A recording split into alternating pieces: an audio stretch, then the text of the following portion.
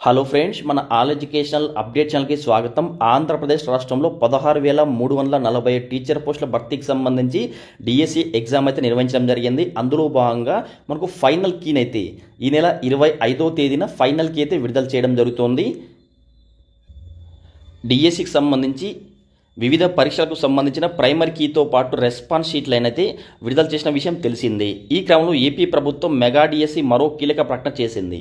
ప్రాథమిక కీపై వచ్చిన అభ్యంతరాలను పరిష్కరించాక సబ్జెక్టుల వారీగా తుది కీని విడుదల చేస్తామని విద్యాశాఖ అధికారులు తెలిపారు.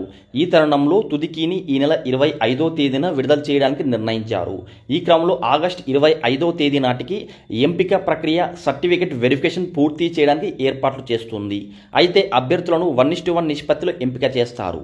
అందుబాటులో ఉన్న ప్రతి పోస్టుకు ఎంపికైన అభ్యర్థులు విద్యా అర్హతలు, నేటివిటీ, రిజర్వేషన్, ఇతర అర్హతలు తదితర సర్టిఫికేట్స్తో డాక్యుమెంట్ వెరిఫికేషన్కు హాజరు కావాల్సి ఉంటుంది.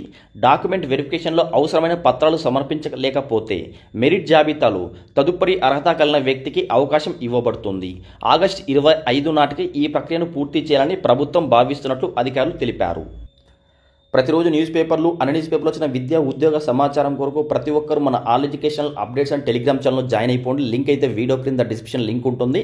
ఫ్రెండ్స్, మీకు ఈ వీడియో తప్పకుండా లైక్ చేయండి. ఇలాంటి ఇంట్రెస్టింగ్ వీడియోస్ కోసం మన ఛానల్ సబ్స్క్రైబ్ చేసుకోండి.